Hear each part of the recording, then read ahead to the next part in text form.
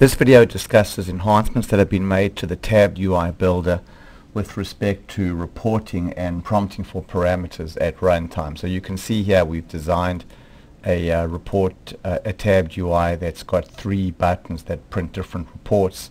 So let's go into live preview and just look at the reports.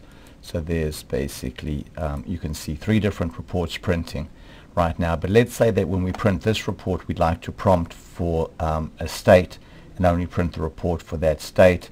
When we print this report we'd like to prompt for a logical value here and only display either the true or false values. And then when we print this report over here we'd like to only display records on a certain date basically. So let's go back now to design mode, and let's go here to this first report and bring up the report builder. So now we'll go ahead here and we'll define an argument, and we'll say what state, and then we'll change our prompt to state name, and we'll change this into a combo box, and then we'll go here and define the choices.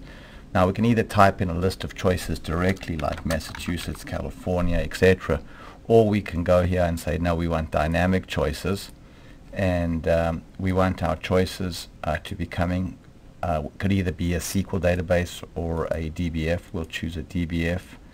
We'll choose here the customer table, and we want our display value to be the bill state region field. So we'll go there and choose bill state region. We'll preview our list of choices. That looks correct over there, so we'll go ahead and click OK and then OK.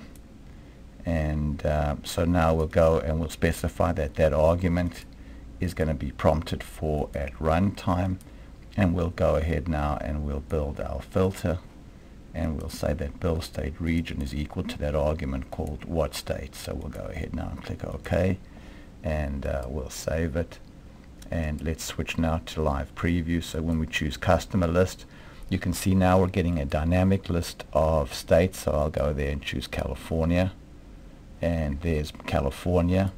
Now I'm going to go there and choose, say, Massachusetts, and then print the report, and now I'm getting my Massachusetts customers.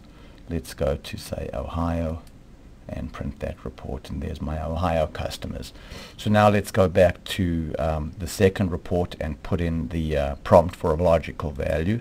So we'll go back now to this report, and we'll go here and we'll define an argument called what flag, and we'll specify that's a logical field, and we'll define our field, our prompt is flag value over there, and we don't need to specify the style because logical type is always going to be a checkbox.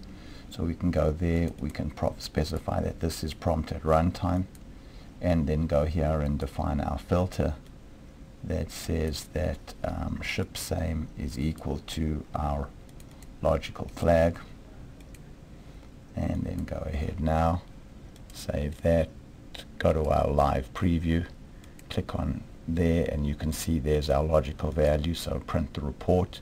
There are all the true values printing. Click the report again, and there are all the false values printing.